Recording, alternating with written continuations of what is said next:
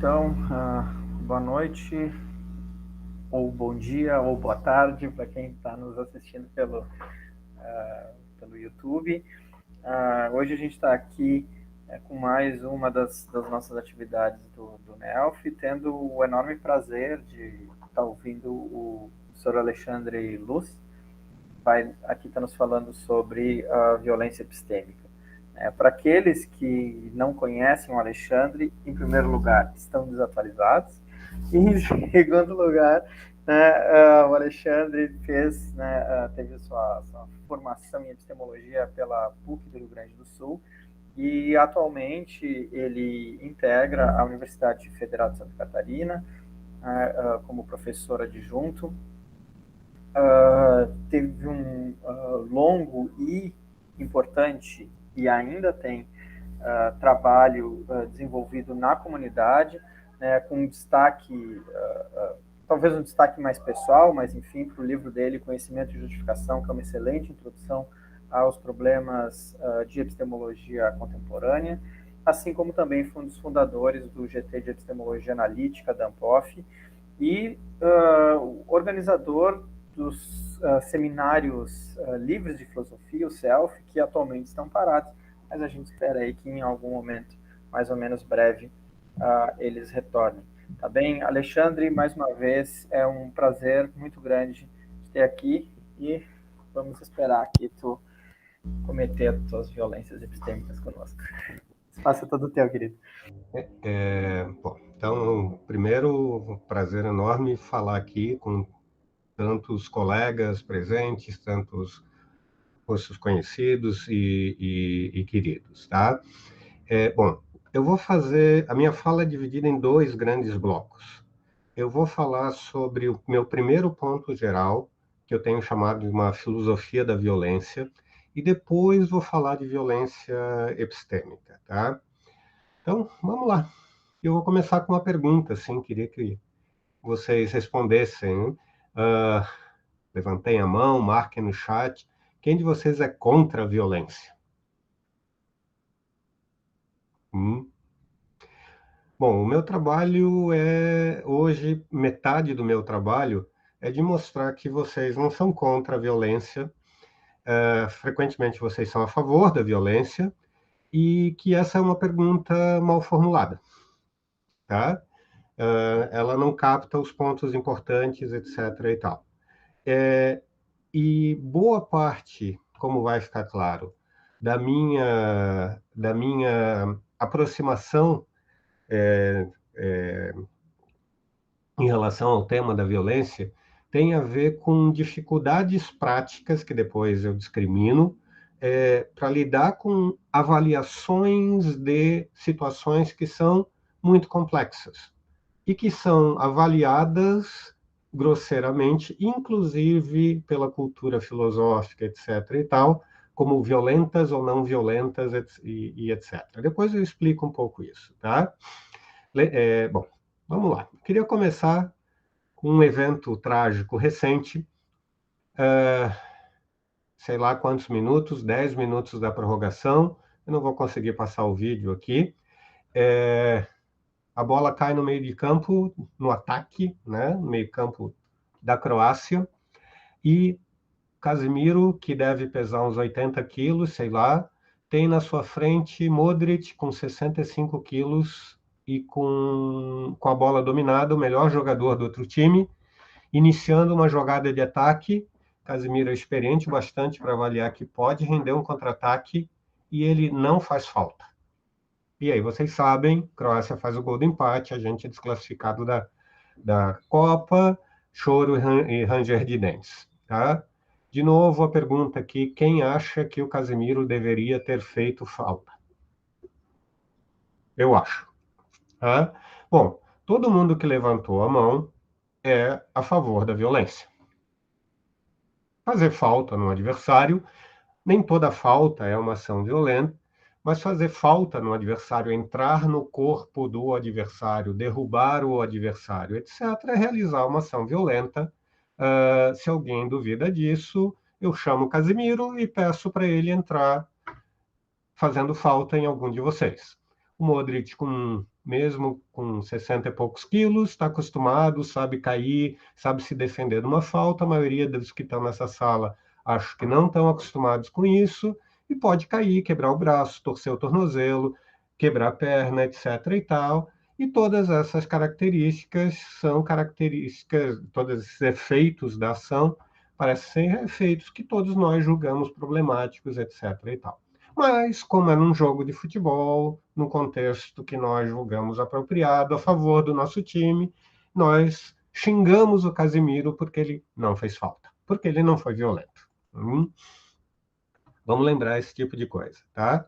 E vamos lembrar esse tipo de coisa menos para eu fazer dar lição de moral aqui em alguém, e mais para lembrar um ponto que está associado ao meu problema e que gera um monte de confusão na recepção da minha fala, tá? O problema todo começa, eu vi que o Léo anunciou lá, disse que a minha fala é polêmica. Na verdade, minha fala não é polêmica. O que é polêmico, o que é problemático, o que é confuso, o que é coberto de moralismo, etc. e tal, são os nossos usos cotidianos do termo violência. Inclusive usos dentro da comunidade filosófica, dentro da comunidade universitária, tá? A gente usa esse termo, por exemplo, carregado de camadas de avaliação moral mal feita, tá? Ou não feita, ok? Guardem isso, etc. e tal. Isso é importante aqui, e aqui tem um dos pedidos que eu faço, tá?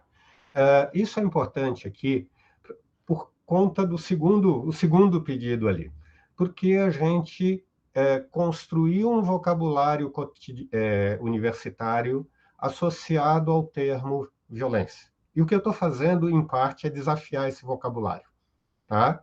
Eu estou dizendo que esse vocabulário é mal construído, ok? Eu não estou falando sobre violência.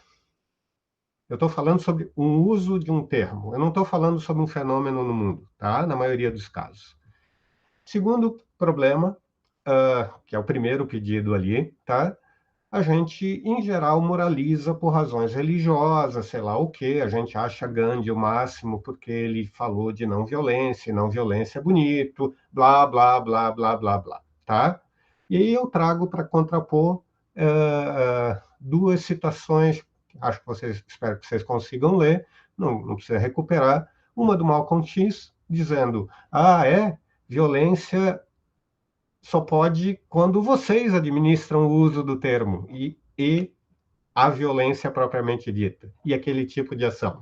Não vale para a gente. É isso mesmo, né? Legal, bacana isso aí, né? Tá? Vejam, por exemplo, falar de autodefesa, muito frequentemente é falar do direito de realizar ações violentas. O Alexandre está defendendo que alguém responda um soco com outro soco. Não. O Alexandre não está defendendo nada disso. O que o Alexandre está dizendo é que, eventualmente, em algumas situações, vocês concordam, e não eu, porque eu não legislo sobre isso, que se defender de uma tentativa de agressão dando um soco é apropriado. Tá? Depois a gente vai esclarecendo, ok?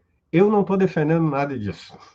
Eu estou lembrando vocês que vocês defendem isso em certas circunstâncias, e eu vou dar exemplos melhores do que eu estou dando agora, ok? E a segunda citação, que é ótima, é de um livro interessante, é um livro de divulgação, então eu não sei até quanto eu posso me fiar assim nele, mas, e isso, Matheus, depois a gente vai chegar lá. Mas é uma citação excelente, né? A gente não tem problema com violência. A gente tem problema com certos tipos de violência, com certos usos de violência, etc, etc e tal. Para outros, a gente aplaude. Casimiro fez a falta e matou a jogada, vivo Casimiro. Certo? Às vezes até machucando o colega, mas né, era machucar o colega ou perder a Copa, tá tudo bem, né? A gente nem conhece o Modric direito, etc e tal, tá? Então, pegando o Sapolsky aqui, a pergunta é como a gente articula a resposta, a gente, os filósofos aqui, tá? Como a gente organiza a discussão para poder tornar mais claro o que seria o que o Sapolsky chama, por exemplo, do tipo certo de violência, ok? Lembrem, essa resposta ela já fica ferrada quando a gente constrói discurso universitário, discurso moralista que assume que violência é ruim, tá? De novo, ó, não é o Alexandre dizendo que violência é boa, é o Alexandre lembrando que, sob muitos aspectos, nós não temos problemas com ações que são claramente violentas em muitos e muitos e muitos cenários, tá? Violência é ruim uma expressão vazia, tá? Vamos lá um pouquinho, às vezes eu me perco aqui. Preciso começar, então, escavando um pouquinho com uma nota autobiográfica, não é novidade para ninguém. Eu cometo ações violentas todos os dias, ou pelo menos tento, tá? Inclusive com o meu filho, bebê, que está aqui na sala, bonitinho, coraçãozinho para ele, eu dando beijinho nele aqui, como vocês podem ver, etc. e tal, tá? A gente vai para o tatame, Bernardo está machucado agora, não se machucou no jiu-jitsu, e tenta se estrangular. E parece que estrangular é um tipo de ação violenta. A gente não simula um estrangulamento, a gente se estrangula de fato, tá? De fato, ok? Então, eu preciso conviver com esse tipo de coisa o tempo todo. E preciso responder perguntas, tá? Responder perguntas sobre esse uso constante, esse apelo constante a ações violentas. Por exemplo, eu preciso responder a perguntas snobs dentro do ambiente universitário no formato de como você pratica aquela coisa violenta. E eu respondo que, tipicamente, violento, em sentidos importantes que eu vou querer esclarecer, é a universidade. Por exemplo, a gente tem códigos de proteção. A gente desiste da luta quando está sendo estrangulado e não aguenta mais, não consegue se defender, etc. e tal. Por exemplo, a gente tem códigos de proteção não escritas. O cara grandão vai lutar com um novato magrinho, etc. e tal. Ele não deve bater no novato. Esses códigos não estão dentro da universidade, até onde eu sei, e a universidade aplaude espancamentos. Tá? Alguns dos alunos presentes, etc. e tal, talvez achem o máximo quando um professor espanca um aluno. Tá? Na minha geração, isso era comum, inclusive algumas autoridades se consolidavam pelo ato de espancamento público de gente que não estava em condição de se defender. Felizmente, isso tem ficado cada vez menos comum na comunidade, mas acreditem, isso era aplaudido. Acho que ainda com muita frequência, tá? Então, de novo, ó, descrever uma luta em que alguém é nocauteado, como na foto aqui célebre do Ali, ou em que alguém termina com o braço quebrado, quem é do jiu-jitsu sabe que luta é essa aqui, uma luta das mais importantes da história, descrever isso como um evento violento é inapropriado em um monte de sentidos, tá? Agora notem, ó, dizer que não há violência acontecendo também é inapropriado. Uma pessoa foi nocauteada, uma pessoa quebrou o braço por conta de ações permitidas naquele ambiente.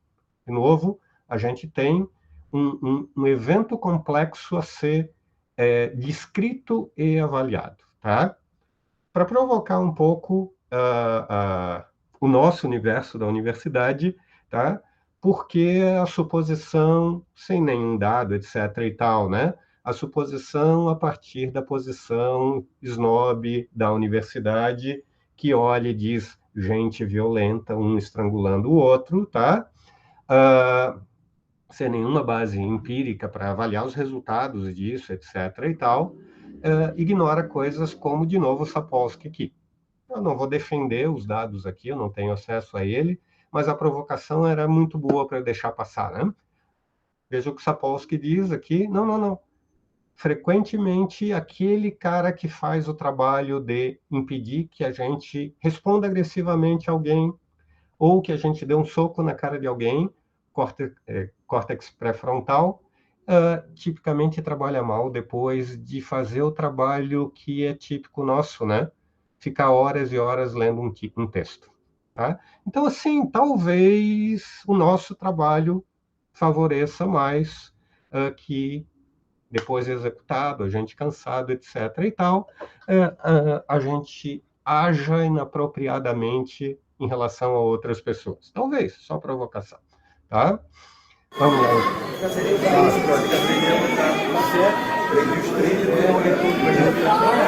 Uma luta de fugir. Pode entrar?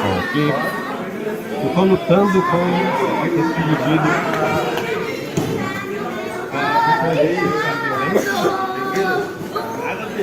Ele está tentando me estrangular. Inclusive, ele ficaria muito feliz se ele conseguisse me estrangular. Tá? É um exercício de violência? É estranho, né? Num certo sentido, tem um monte de tentativas de realizar estrangulamentos, por exemplo. Por outro lado, parece muito inapropriado descrever o cenário inteiro, o quadro inteiro, como um exercício de violência, né? Talvez alguém possa notar, desconfiar, Wesley, você, né? Que eu não estou exatamente treinando muito a sério e que eu estou preocupado em não machucar o menino, né? Eu posso cair em cima dele e machucar, né? Eu preciso entender essas características todas aqui, tá? Então, eu tenho esse monte de perguntas aqui para responder. E, de novo, a resposta geral, não? Aquela resposta que diz que a violência é ruim, etc. e tal, sempre, em todos os casos, blá, blá, blá, blá, não me fornece subsídio para isso. Isso que me levou a investir, a investir no que eu estou chamando de uma filosofia da violência. Tá? O nome é um pouco assim para um exercício de marketing, mas a gente faz filosofia de um monte de coisa e o que eu estou fazendo é filosofia da violência.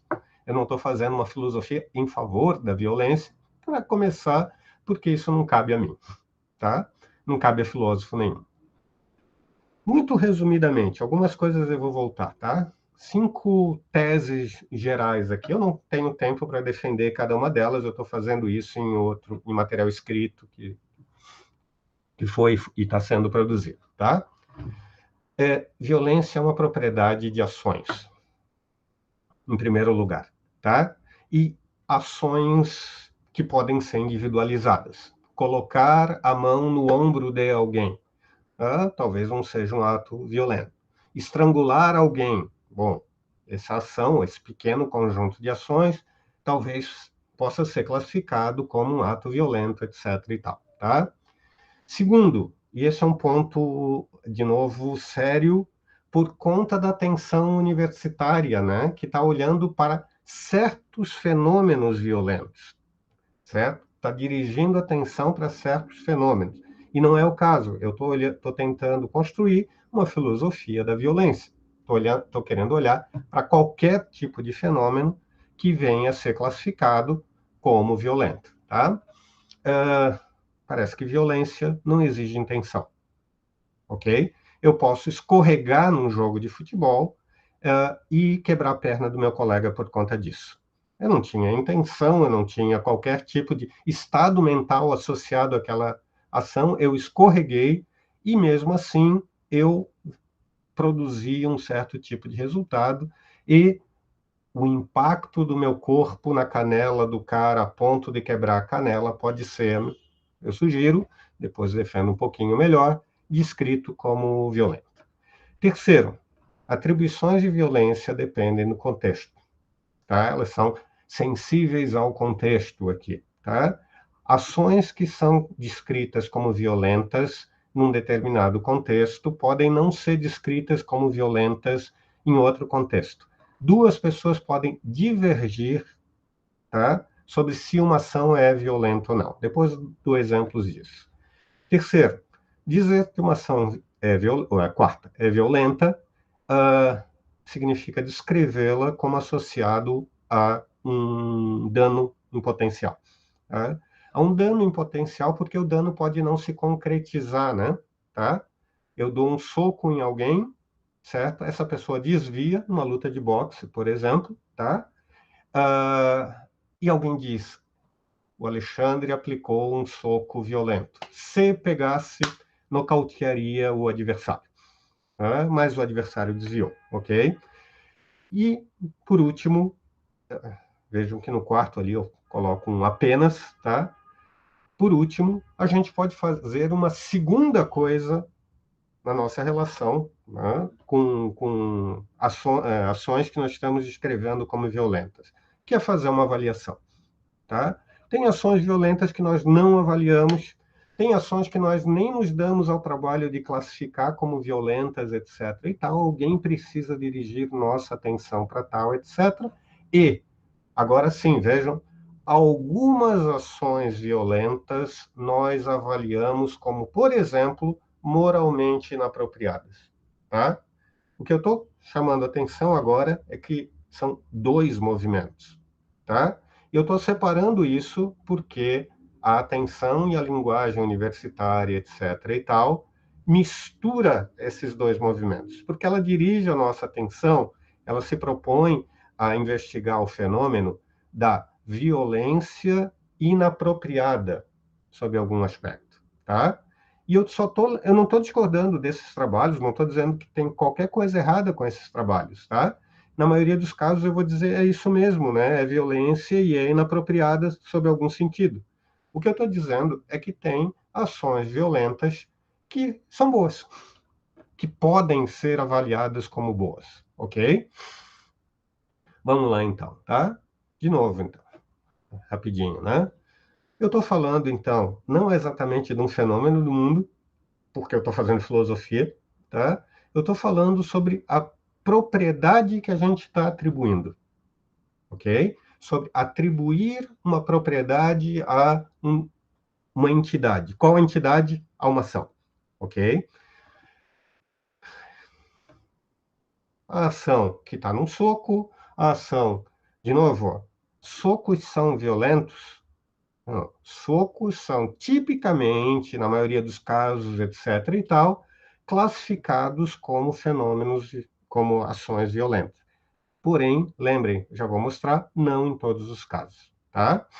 Deixa eu acelerar um pouquinho para sobrar tempo em outras coisas, tá?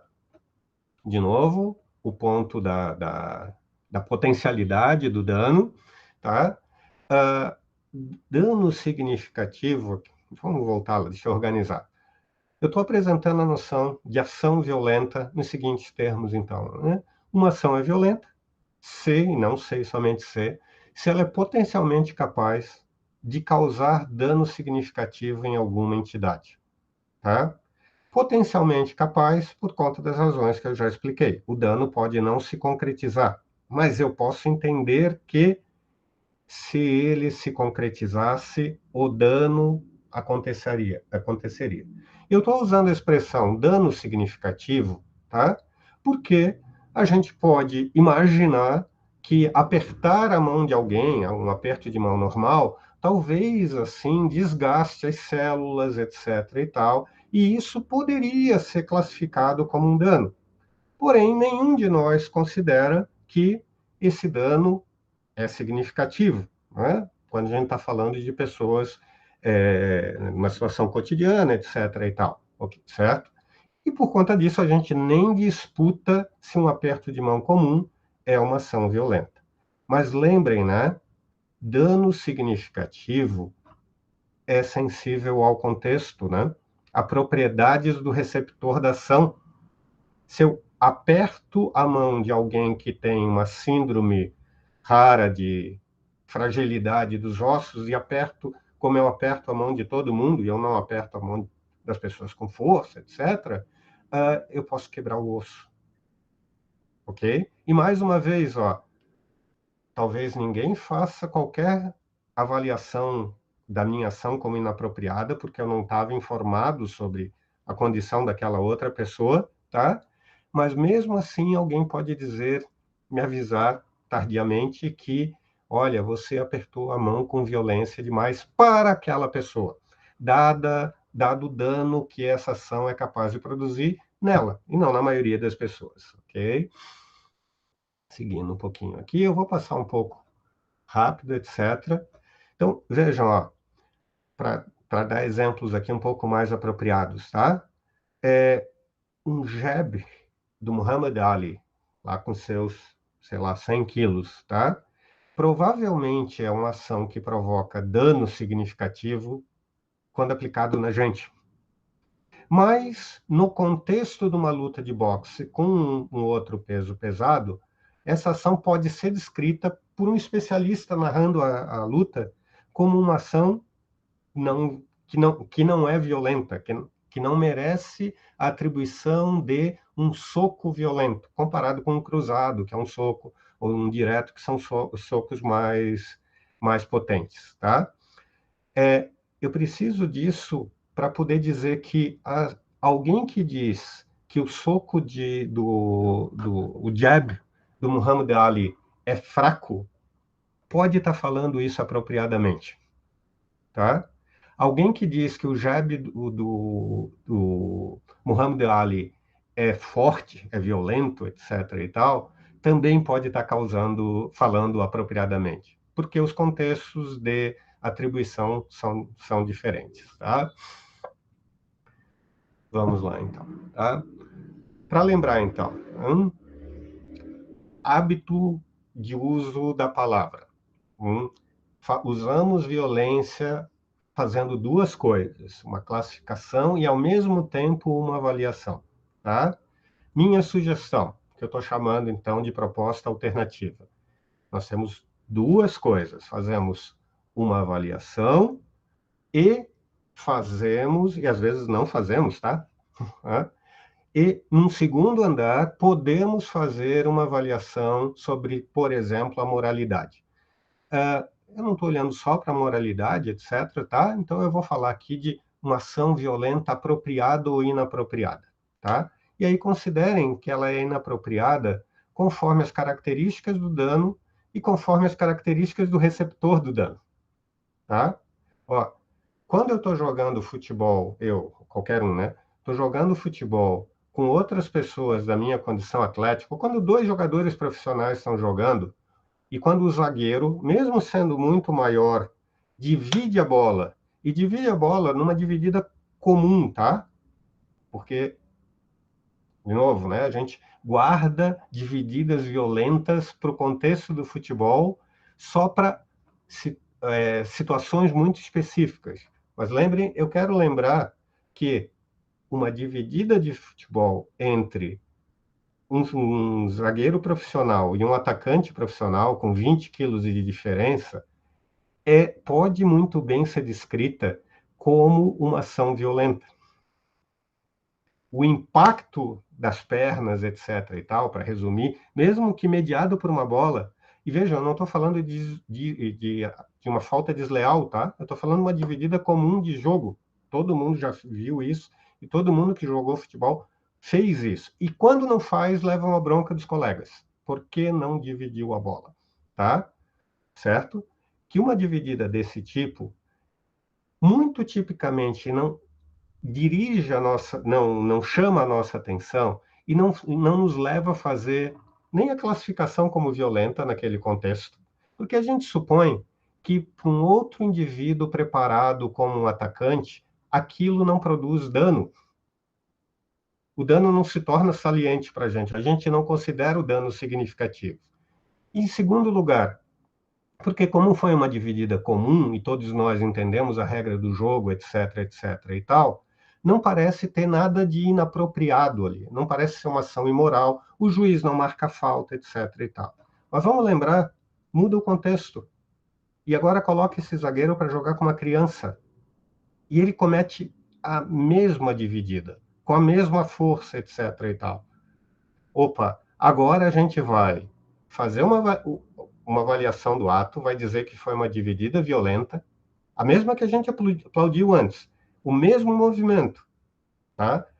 Seguindo as regras. Ele não fez nada de errado de acordo com as regras. O problema é que o receptor da ação agora é tal que o dano potencial, machucando ou não, lembrem, a bronca vai ser a mesma. Talvez se machucar, a bronca ganhe tom, mas a bronca pode ser a mesma, assim, porque o cara foi imprudente, né? Foi violento, né? Por conta das características do receptor da mesma ação, tá? Da mesma ação. Então, com esse tipo de movimento, tá? Eu consigo agora detectar violência em potencial, tá? Em contextos em que outros indivíduos que estão olhando de fora, etc. e tal, não percebem.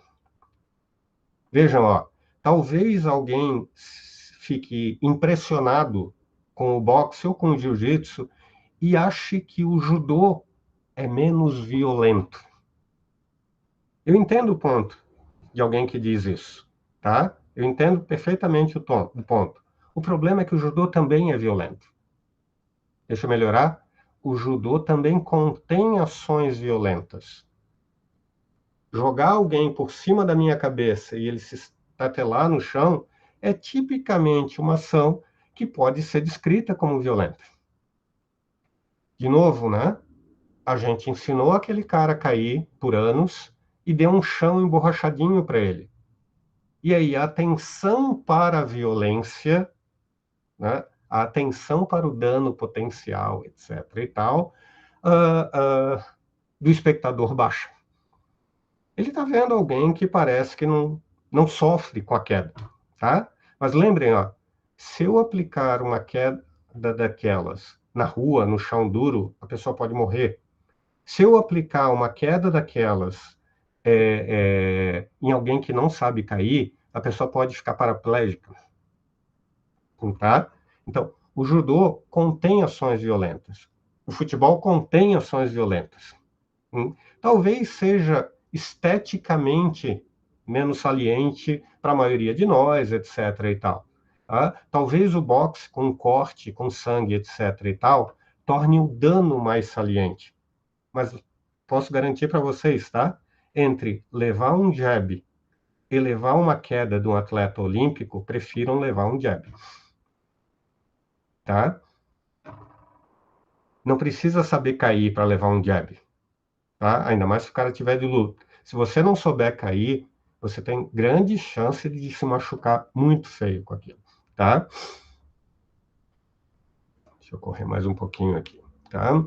Então, o meu ponto, em fundo, tem a ver, então, com o que eu lembrem, a ideia da proposta alternativa associada à definição de ação violenta, ok?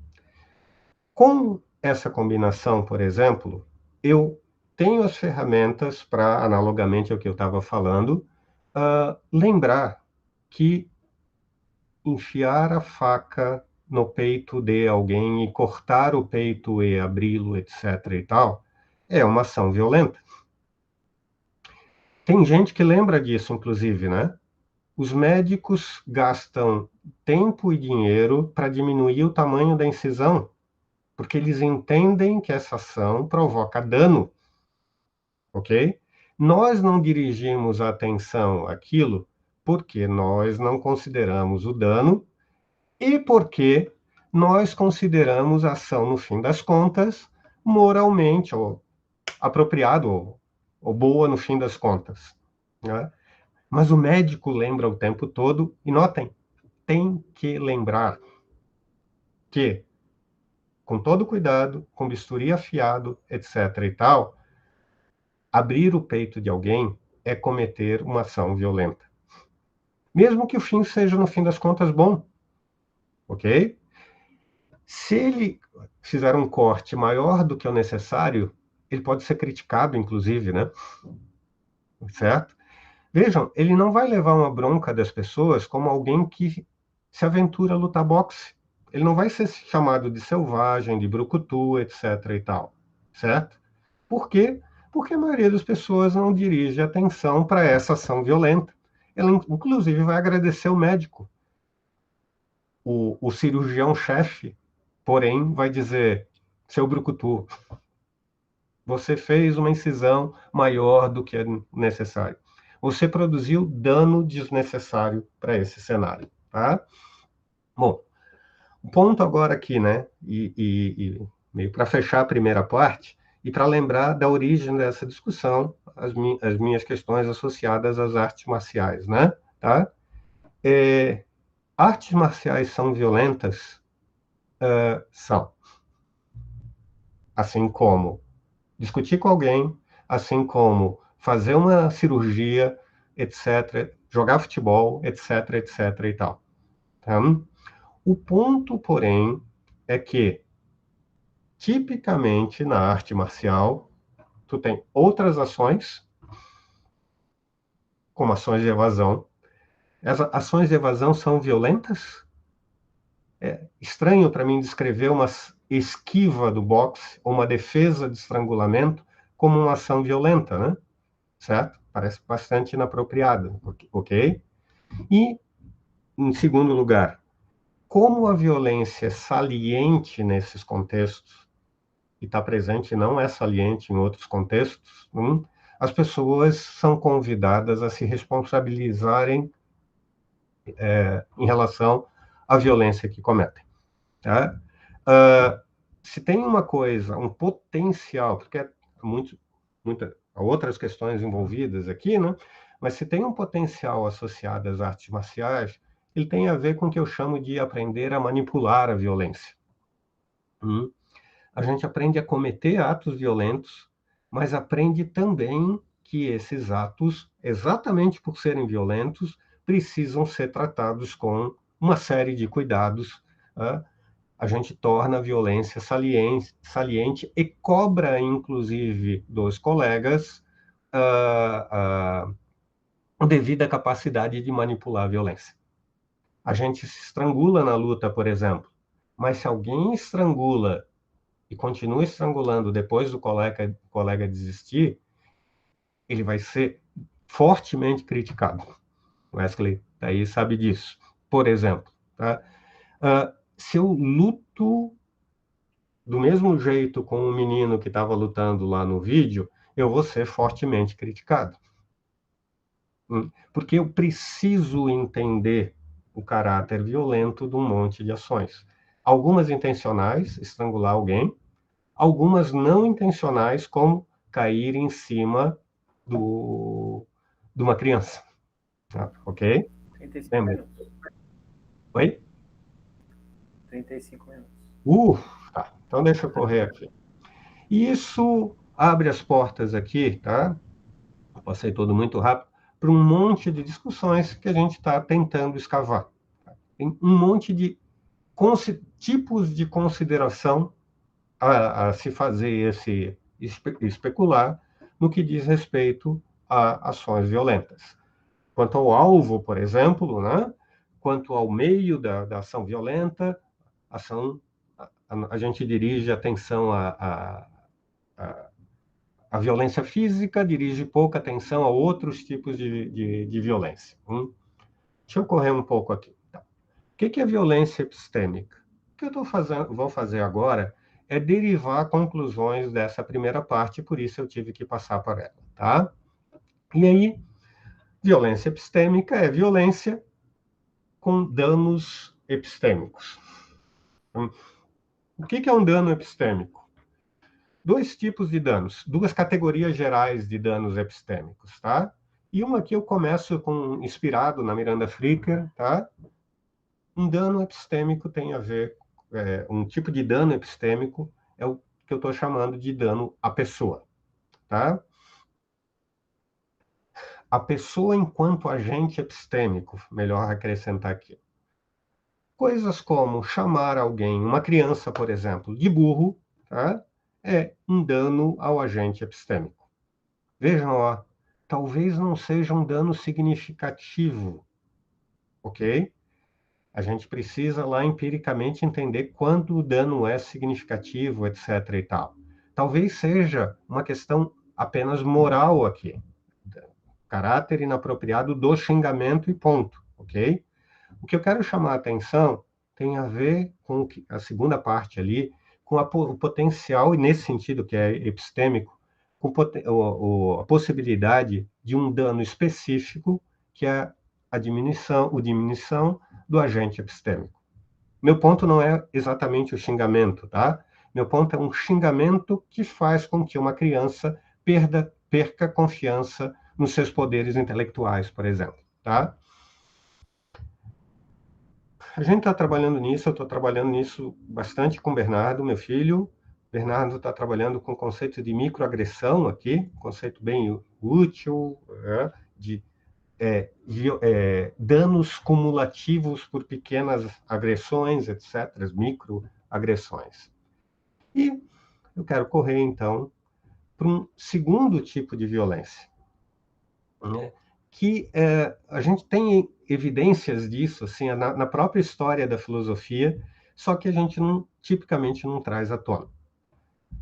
Violência epistêmica como ataque a um bem epistêmico específico. Eu estou falando aqui de crença pessoalmente justificada, ataque à crença de alguém, tá? Vejam, a gente tem vocabulário marcial associado a isso, e a sopista, eu ataco a crença do Léo, tá? Eu defendo a minha crença, etc. e tal. E esse caráter marcial aqui parece ser uma boa pista. E a gente tem um dano claro, que é perder a crença, tá? Eliminar a crença de alguma maneira, ok? Abrir mão dela, ser obrigado a abrir mão dela. O ponto é, isso é ruim? Não, tipicamente avaliado pelas pessoas como algo, inclusive, desejável em boa parte dos casos.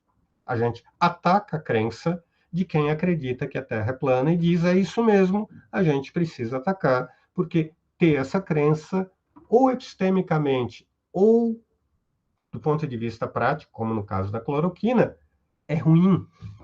Então, atacar essa crença é bom, em algum sentido, certo? Tá tudo bem, a gente aplaude uma ação violenta, a ação de atacar alguém. Lembra, eu estou usando o violento aqui como um ataque à pessoa, etc., algo que é intrinsecamente ruim, blá, blá, blá. Não, eu só estou detectando uma característica de ação, tá? A gente detecta danos sob muitas circunstâncias. Eu quero muito rapidamente, para fechar, chamar atenção para alguma dessas circunstâncias, tá? E, de novo, aqui, a minha imagem do fundo vem do ambiente virtual. Ó, quando a gente está atacando a crença de alguém, e esse alguém é um par, e quando a gente está, aspas, lutando honestamente, minha consideração aqui é a violência corre solta e não tem nenhum problema com isso. Cuidado, tá?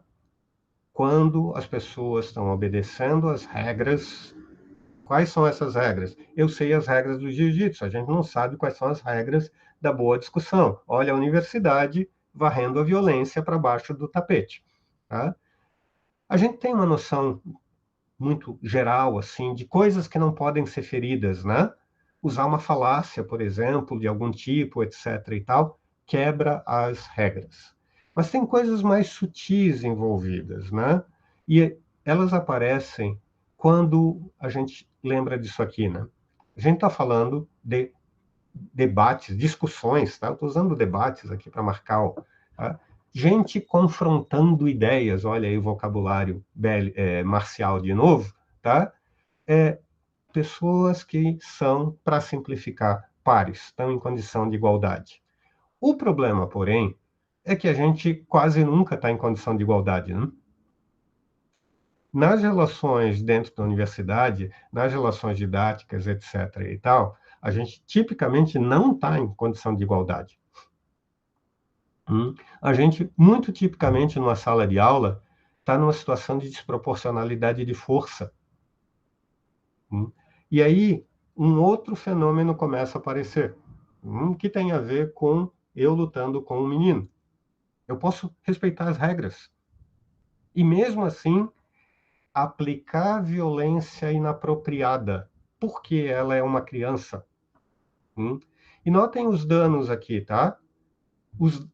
No caso da luta, eu posso machucar essa criança.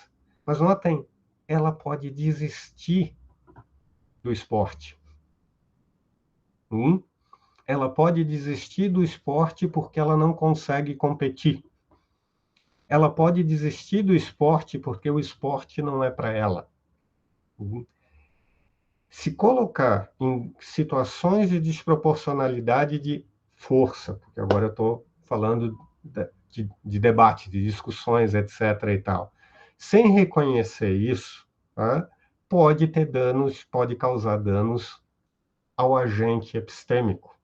E frequentemente a gente esquece disso. Acho que isso é particularmente importante na filosofia, porque, a piada está aqui, nós somos guiados pela verdade. O ponto é que a gente pode ser guiado pela verdade no futuro, né? Ok? E aí a gente pode, por exemplo, tentar acomodar o interesse epistêmico, obter verdades no futuro, com o interesse de ter bons agentes epistêmicos. Tornar uma luta em uma luta em que alguém ensina alguém que está começando.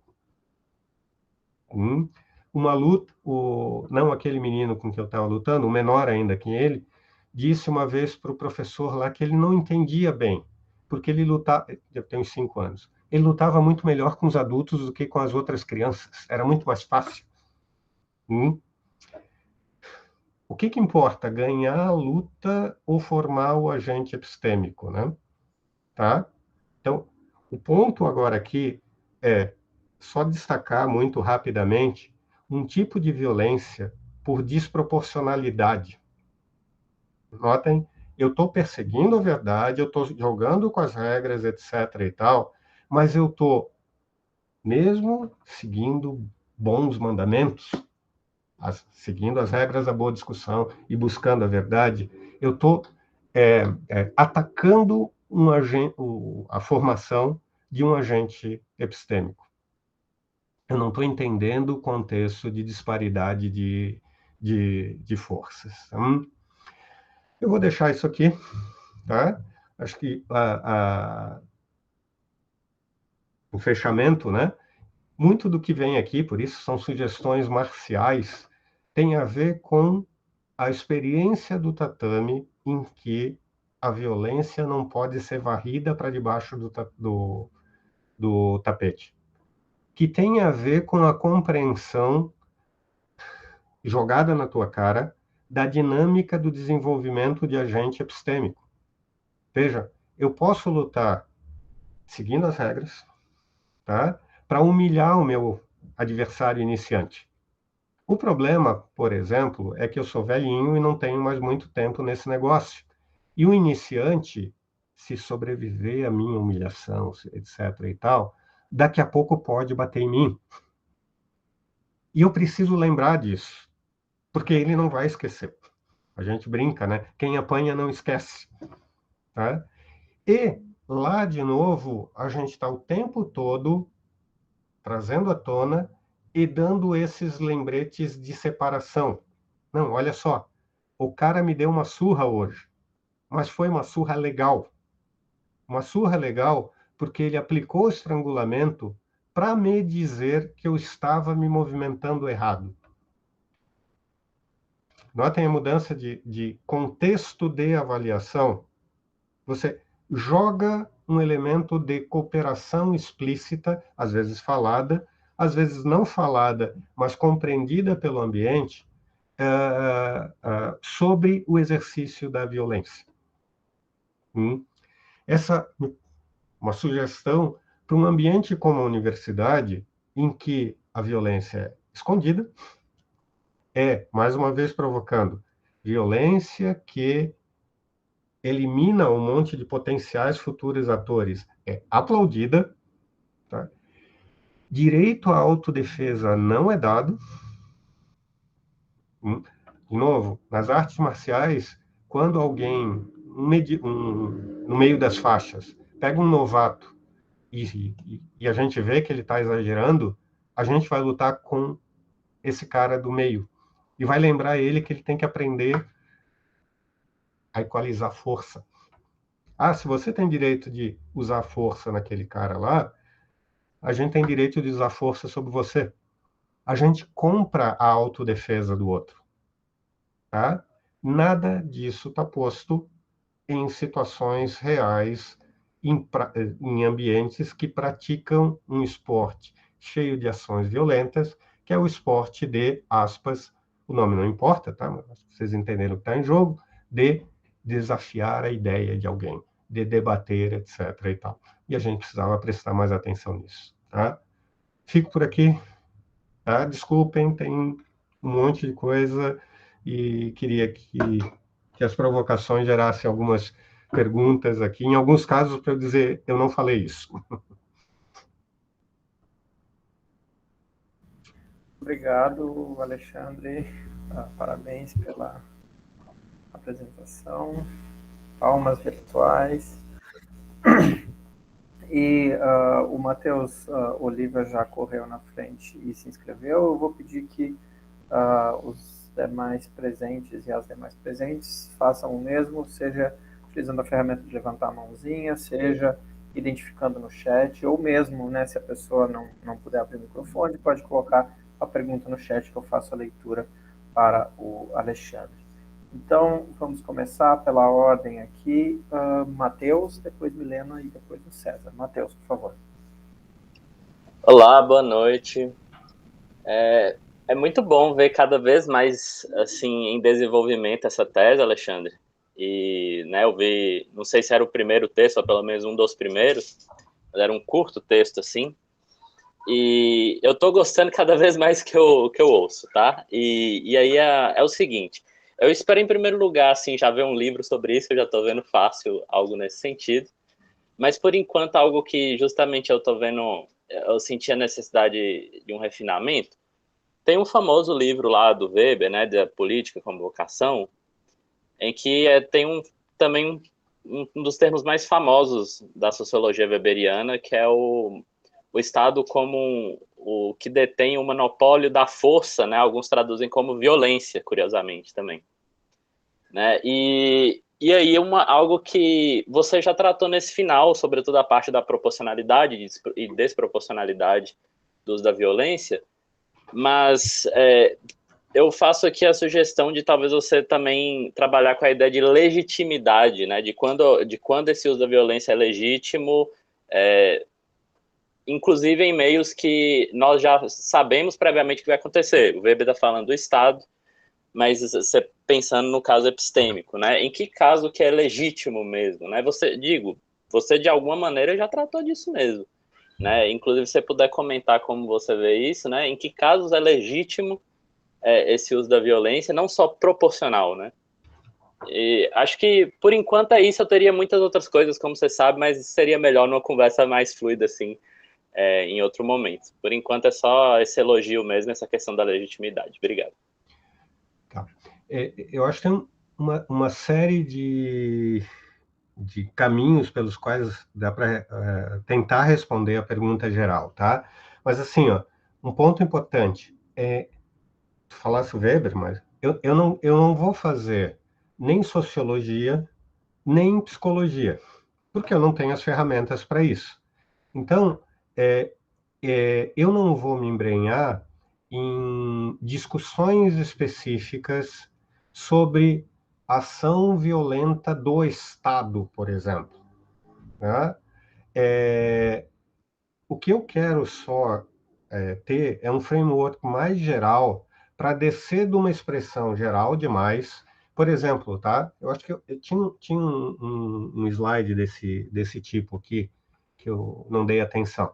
Por exemplo, às vezes a gente diz coisas como, sei lá, o racismo é uma violência. De novo, ó, eu entendo o ponto e eu concordo com o ponto no discurso público, eu vou dizer isso mesmo, né? Tá? Agora, com a ferramentaria filosófica, etc.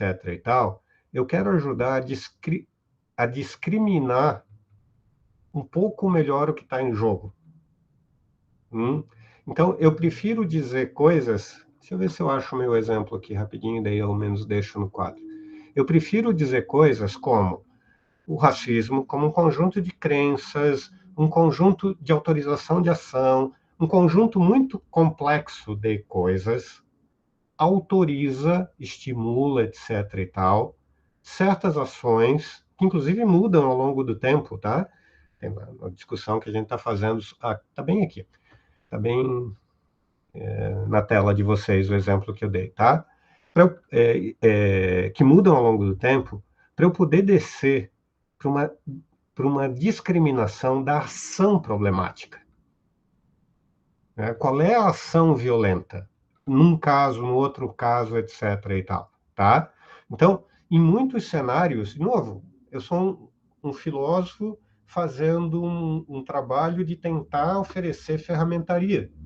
Eu não sou um filósofo querendo, por exemplo, obviamente eu não estou nessa posição, liderar a discussão sobre racismo. Eu só quero ter ferramentas para dizer, olha, parece mais útil, num caso como esse aqui, entender o que está ali, entender qual foi a ação, poder discriminar qual foi a ação. Não? Por quê? Porque numa festa de pessoas brancas em que uma pessoa negra é discriminada, né, podem ter havido ações, inclusive antirracistas. E dizer que aquela festa foi uma festa racista, talvez não permita separar ações que merecem avaliações diferentes. Indivíduos que cometem as ações que merecem avaliações diferentes, etc., etc. e tal, tá? Então, em alguns casos, Matheus, retomando tua pergunta, tá? A gente nem olha para ações como sendo violentas, porque o dano não é significativo para a gente. De novo, se eu disser lá o jiu-jitsu é violento, todo mundo vai olhar estranho, porque todo mundo na academia acordou que estrangular está tudo bem, o coleguinha está tudo bem. Nenhum de nós considera uma ação violenta. A gente não fica bravo quando é estrangulado. Fica bravo porque perdeu a luta, por exemplo. Tá? Mas não fica bravo com o coleguinha porque ele estrangulou, nota? Pode ficar bravo por outras razões, etc. e tal. Então, naquele contexto ali, como o dano significativo é deixado de lado, ou não é julgado significativo, etc., tá? A violência nem é posta em pauta. Nesse sentido, ninguém acha lá a violência inapropriada. Mas, claro, ó, isso encerra a questão, não é isso que eu estou dizendo, né? Lembra o papo do contexto, né? Tá? Sim, Alguém sim, mas pode... Oi, desculpa, Matheus. Eu estava pensando mais assim, então, você está, de alguma maneira, você não quer incluir, por enquanto pelo menos, aspectos normativos, você quer ficar mais em aspectos mais analíticos e seria isso Sim, também? sim. Os aspectos mais tipicamente normativos, etc. e tal, eu guardo lá para o pessoal da ética, para o pessoal da filosofia política, etc. etc. e tal. Tá? Divisão de trabalho aqui na filosofia. Tá ótimo, muito obrigado. Depois a gente conversa mais. Obrigado, querido. Obrigado, Matheus. Milena? Vocês conseguem me ouvir? Tá. Boa noite. Obrigada, Alexandre, pela fala. Eu tenho duas perguntas. A primeira é para tu comentar um pouco sobre essa noção, a relação, na verdade, da violência epistêmica com as microagressões, porque desde dos encontros com o grupo de estudos da Afrique, a gente está debatendo sobre isso, você já comentou algumas vezes, então, Nunca desde postei. lá, eu já estou, assim, bastante curiosa para saber. E minha segunda pergunta envolve um pouco do que eu estou trabalhando agora no mestrado, eu vou puxar a sardinha para isso, que é o seguinte, atualmente eu estou tentando fazer esse recorte da teoria da África com a epistemologia feminista negra, pensando a produção de mulheres negras no conhecimento. Então, a minha pergunta é como que a exclusão sistemática de vozes e perspectivas de minorias, no caso mulheres negras, pode ser considerada uma forma de violência epistêmica e quais são as consequências disso para o avanço do conhecimento nesse escopo. Uhum. Tá. O primeiro ponto, né? As microagressões, elas só ampliam, é um conceito que só amplia o escopo e dá uma ferramenta, a meu ver, poderosa, assim, para a gente perceber o dano de certas ações. Ela explica, e nesse sentido, ela é algo que se encaixa muito bem no que eu estou querendo defender como modelo geral, né, da coisa. Então, uma microagressão, por exemplo, é um pequeno xingamento de burro. O ponto da noção de microagressão é que xingar alguém de burro é uma fala explícita, etc. Por exemplo, se eu chamar alguém aqui de burro, eu tenho condenação social, porque o caráter violento da minha fala, da minha declaração, é muito saliente. Microagressões, elas são repetidas e elas ocorrem sobre um manto da dubiedade. Um exemplo aqui, né? A gente estava usando. Uma pessoa negra vai para uma reunião de pessoas brancas e alguém serve para ela um copo de leite. Nota? Está oferecendo um símbolo supremacista branco. Nota como a ação em si não permite uma resposta, porque alguém pode oferecer, pode ser uma tradição local, pessoa pode ser do outro ambiente, etc. A gente precisa de pistas adicionais, né? Tá? E nem sempre a gente tem essas pistas, e aí o caráter violento para para outras pessoas, e mesmo para quem recebe, não fica muito claro. Eu, de fato, estou sendo agredido? Nota? O ponto da microagressão, e aqui vai mais para a psicologia, né? Tá? O ponto filosófico é, como eu não sei se eu estou sendo agredido, eu me coloco continuamente em posição de alerta. Nota, é diferente de eu ir para um lugar em que eu sei que aquelas pessoas querem me agredir.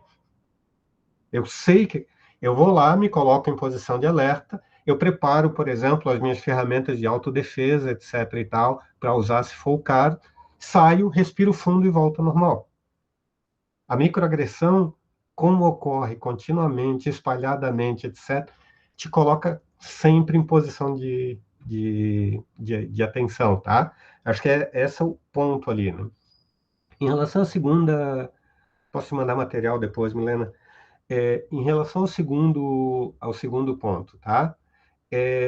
Eu estou tentando separar o conceito de violência epistêmica do conceito ou os conceitos, né? Porque talvez tem um conceito geral com subtipos, do conceito de injustiça epistêmica, tá?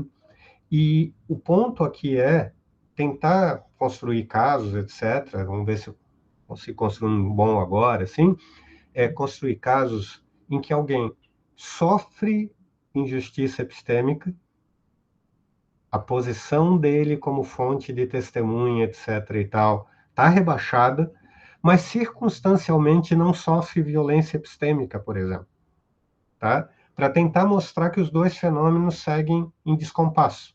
Sim, tipicamente no mundo real, o que gera injustiça epistêmica gera também violência epistêmica dos dois tipos, mas mais salientemente, não sei se mais salientemente, mas talvez mais claramente, assim, violência de ataque ao agente epistêmico, tá?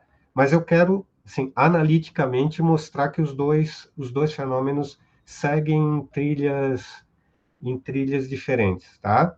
E aí cabe olhar fenômenos desse tipo, tá?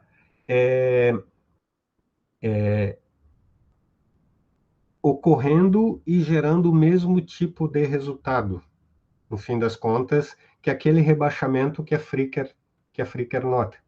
Então, tu pode ter o mesmo tipo de consequência. Eu não estou olhando exatamente para o dano, lembra? Eu estou olhando para a ação. Então, o dano pode ser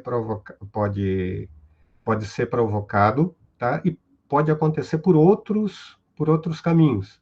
A ação, porém, tá? É que eu chamaria de violência epistêmica. Aquele tipo de coisa que pode ser uma ação direta, pode ser uma ação indireta. Eu acho que o ponto que tu falou, ignorar alguém, é uma ação indireta. Eu estou agindo para ignorar alguém cronicamente, etc. e tal, e com isso eu estou eliminando esse indivíduo, essa pessoa da comunidade. É essa ação de ignorar que eu estou chamando de violência epistêmica, tá? Lembra? É ação, não o dano, tá? A violência exige o dano potencial, mas é a ação que é violenta. E por isso que eu acho que é diferente da noção de injustiça epistêmica, que é mais focada no dano e menos na ação, tá? Mas preciso mais tempo aqui, né, tá? A gente vai trocar figurinha com isso, tá? Tem coisa escrita já. Obrigado, Milena, Alexandre, César, e depois estou me inscrito. Se alguém mais quiser se inscrever, pode levantar a mãozinha e colocar no chat. Ok, Leonardo, obrigado. Alexandre, obrigado pela sua fala. Eu acho que você conseguiu me convencer de vários pontos ao longo da sua apresentação. Né? Fui eu que respondi, não, eu acho que a violência é ruim de todo, respondi mentalmente, né? Mas você me mostrou, tá, ok, concordo com o teu ponto, mas a minha pergunta é bem pontual, é sobre 2 exemplos que você trouxe, e sobre a definição de violência que você deu, tá? Se eu bem me lembro, e você me corrige na sua resposta, assim, você definiu violência como uma ação com potencial de causar um dano, né? E daí você trouxe um exemplo já nos últimos slides, na sua segunda parte, ali sobre os terraplanistas, né? Como quando você ataca uma tese de alguém, uma crença de alguém, isso seria uma ação violenta, o atacar na linguagem marcial. Tá, legal. Mas aí, confrontando o exemplo com a definição de violência, eu não acho que atacar uma tese terraplanista seja uma ação violenta, porque ela não tem potencial de causar dano, muito pelo contrário, ela está causando um ganho epistêmico, né, e não um dano epistêmico. Tá? Então, essa seria, pelo menos, a impressão que eu fiquei. Né? Eu ataco a tese do terraplanista, tá, é um ataque, linguagem marcial, ok, mas ela não é violenta pela definição, né? Porque ela produz, o potencial é de produzir um ganho epistêmico que não um dano. E a situação é um pouco análoga, embora possa ser diferente também. Né? Posso pegar essa já, César? Oi? Posso já pegar essa primeira observação? Pode, se você prefere, mas eu só ia mencionar outro exemplo que é muito parecido com esse. Vai lá. Tá? O exemplo da cirurgia, né?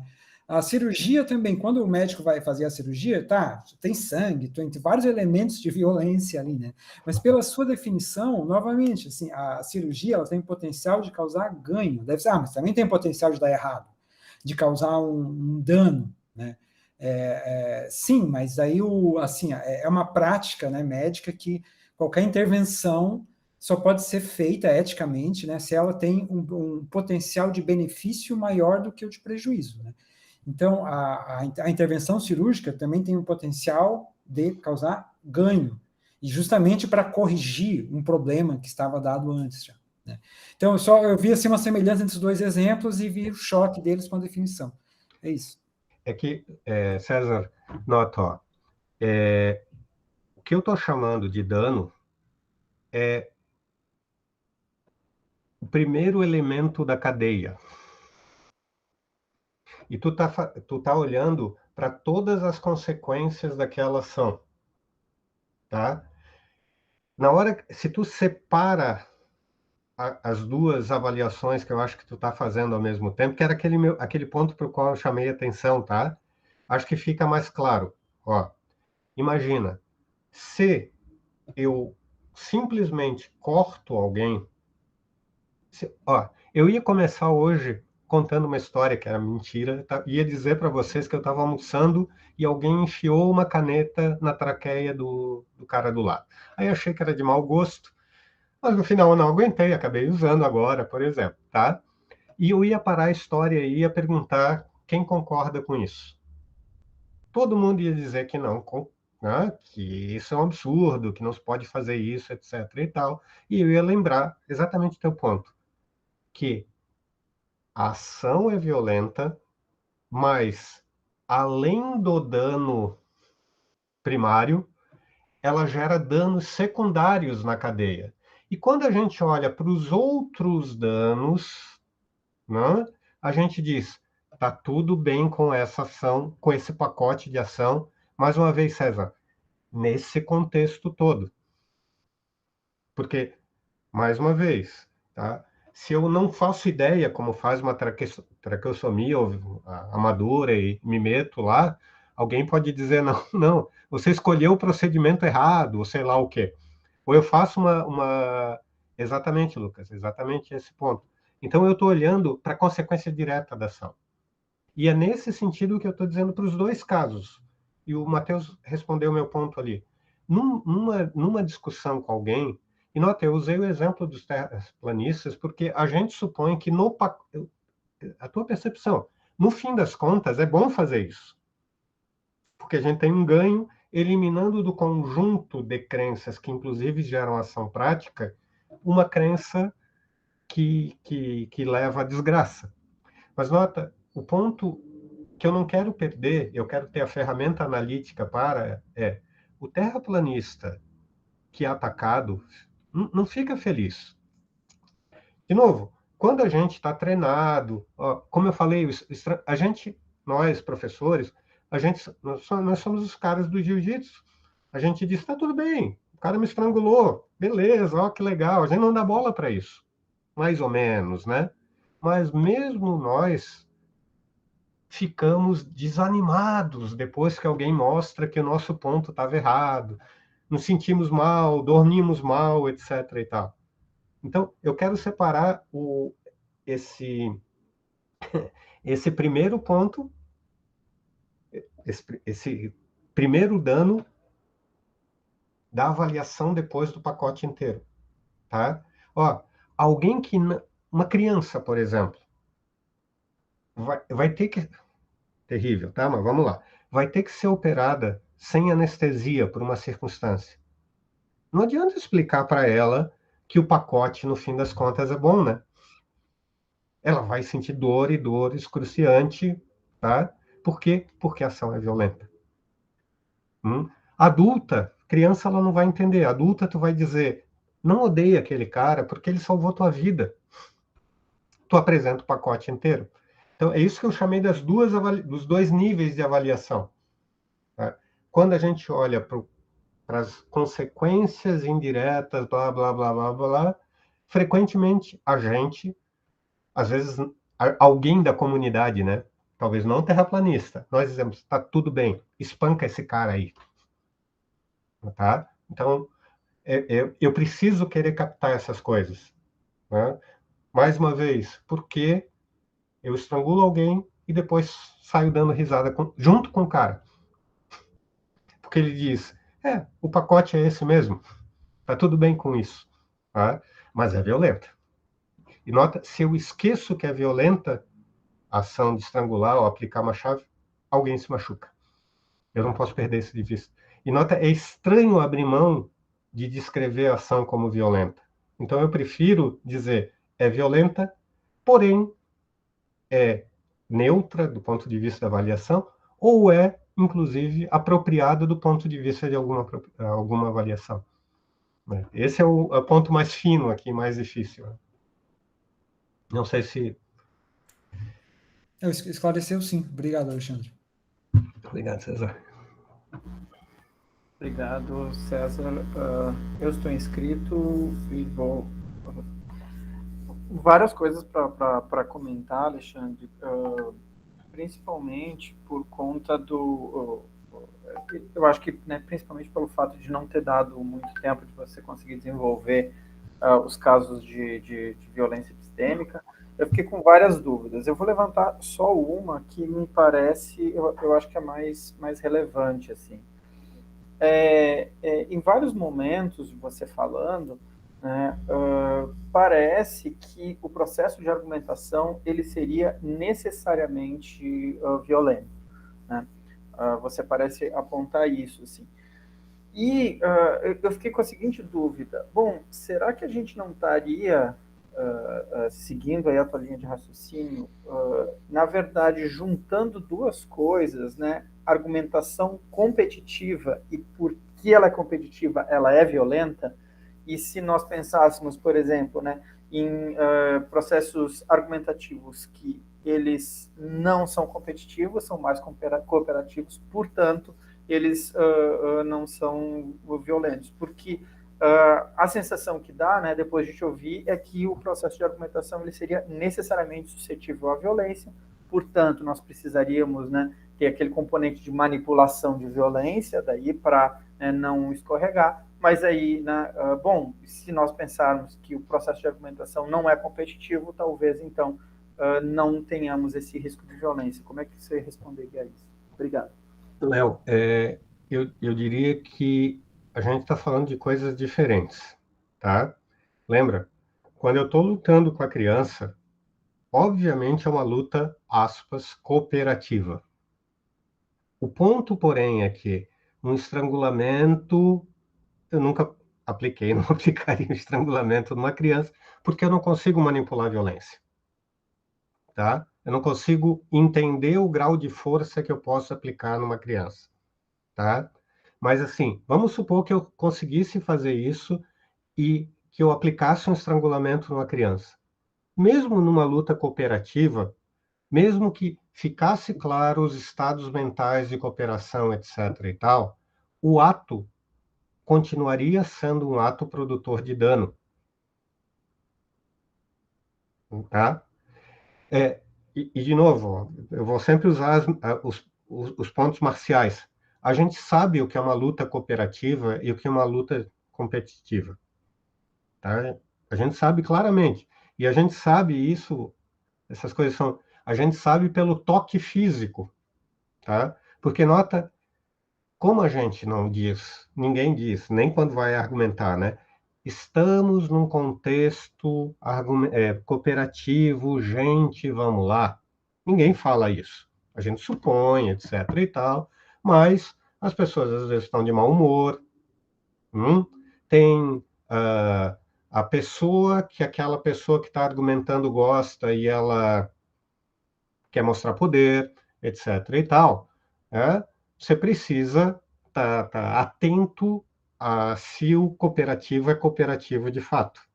Porque lembra, o cooperativo já inclui ações que são intrinsecamente violentas.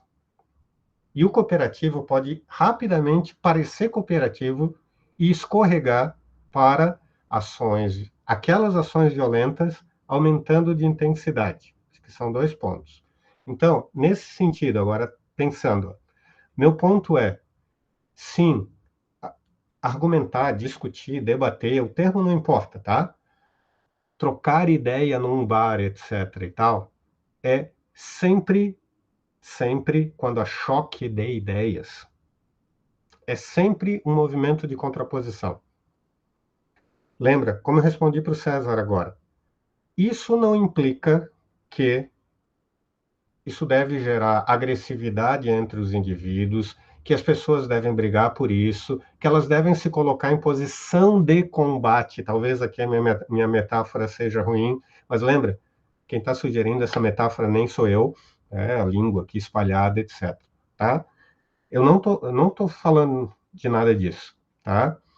O que eu estou falando aqui é que a gente vai esbarrar as nossas ideias. E que se a gente entra em qualquer clima que seja, no jogo de oposição, o teu objetivo, tipicamente, é eliminar a minha crença. E notem, ó, agora eu quero tirar aquilo que eu falei agora há pouco. Eu quero tirar as camadas do tá tudo bem porque a gente é cooperativo. O problema todo é o seguinte, tá? A gente está sendo cooperativo, mas eu investi afetivamente uma enormidade nessa tese. Sumiu a violência quando tu rejeita a minha posição? Não, ela é aparente para mim. Nota? Ela pode não aparecer para ti. Nota? Mas ela me machuca. A gente diz assim, ou fulano está em depressão. E, Milena, isso tem a ver com aquela sutileza das microagressões, nota? Porque elas podem ser não intencionais aqui. O fulano está deprimido e tu não sabe disso, Léo. Tá? Então, o Léo é o cara mais cooperativo que eu conheço. Tá? A gente vai lá, toma todos os cuidados para fazer pergunta, tenta atenuar, etc. e tal. Só que tu simplesmente, a gente já viu esse tipo de coisa acontecer, a gente da filosofia sabe, o cara vai lá e ele enfia a faca sem querer, com toda delicadeza, mas ele continua enfiando a faca, César, continua abrindo no peito do cara. O ponto central de uma coisa sobre o qual o cara que estava deprimido investiu um monte de energia para tentar montar. Nota, aí que eu estou dizendo, ó, é um ato de violência. É intencional? Não. Tá? O cara que fez a pergunta está em posição culpável? Não. O cara que fez a pergunta é digno de elogio? É, porque ele fez o melhor possível para manipular a violência. O problema é que o ato continua sendo agressivo, violento. Esse é o meu ponto, entende? Então, assim, obviamente, essa é a encrenca toda de lidar com essa palavra, né? Obviamente, eu não estou defendendo aqui que os processos argumentativos não sejam o mais cooperativo possível. O problema todo é que, exatamente o ponto que tu notasse, na minha leitura, eles carregam ações que são tipicamente, que podem ser classificadas como violentas. E a gente não pode esquecer isso. Esse é o meu ponto, tá? Até num outro sentido, Léo. Essa é uma dificuldade para a gente na luta. O ponto é que, assim, mesmo para quem pratica um esporte, como é meu caso, né? Eu nunca briguei na rua, não quero brigar na rua. Se eu tiver que brigar com alguém no futebol, eu provavelmente vou me ferrar, né? Porque se eu machucar o cara, todo mundo vai me olhar como um babaca, né? Então vou ter que tomar muito cuidado com o cara durante a briga, enquanto ele está cego, distribuindo soco de qualquer jeito, etc. E por aí vai. Tá? Eu preciso, vou usar uma expressão, de alguma maneira, produzir resistência à ação violenta. Senão o cara não consegue praticar aquele esporte. Então, chega uma hora, por exemplo, que tu vai dizer para ele, tá, olha só, ou tu vai fazer um subesporte. Tem gente que não luta, só treina, tá tudo bem com isso, tá? Ou se tu quiser continuar lutando, tu vai ter que, ninguém fala assim, tá? A gente vai te preparar para lidar com a violência intrínseca. Porque tu vai ser estrangulado. Aí começou a chorar. Aí volta o ponto. Uma criança, a gente nem pode estrangular, tá? Elas não podem se estrangular. Tu evita um monte de coisas. Tu prepara para esse endurecimento. O ponto é processo. Entende? Então, se eu nego a violência, eu torno, por exemplo, o caráter cooperativo uma questão só moral. A gente deve ser cooperativo porque é legal ser cooperativo, é bonito, etc. e tal. E meu ponto não é só isso. É epistêmico também, naquele ponto do longo prazo. Só que nota, para eu ter um pesquisador no futuro, ele precisa aprender a apanhar, né? Todo mundo sabe disso, né? Porque se a gente vai num congresso grande e não quer receber crítica, então a gente está no emprego errado, né? Agora, tu tem razão. Essa crítica precisa ser grosseira.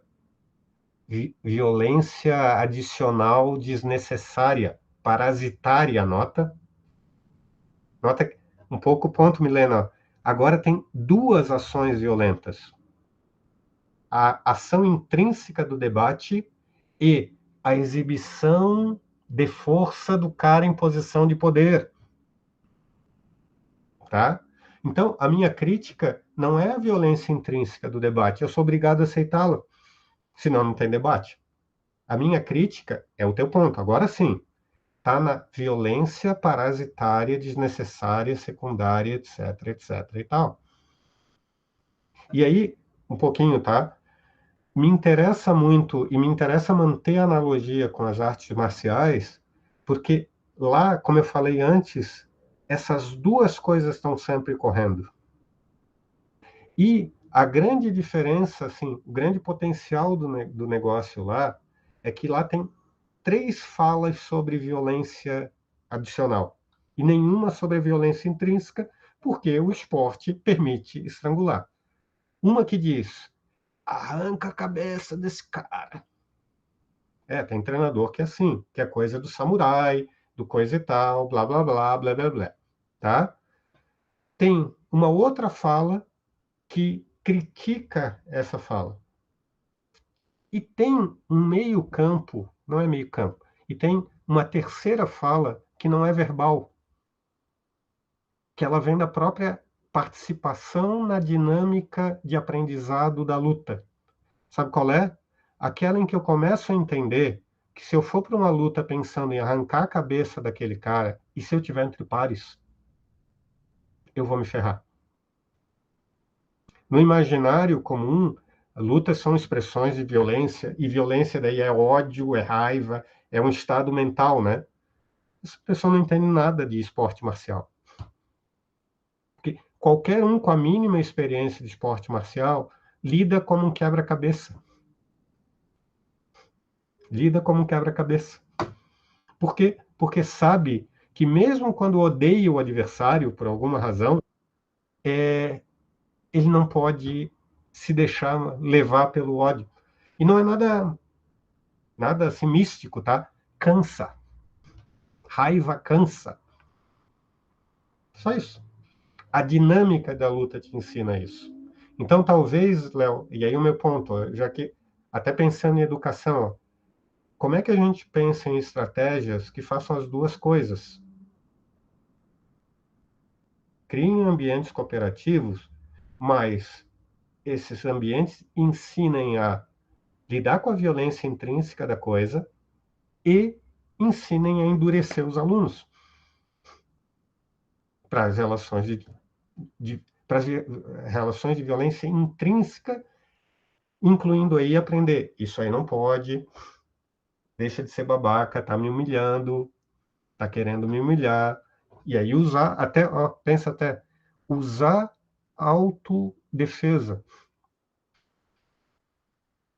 A gente não aprendeu a lidar com isso, né?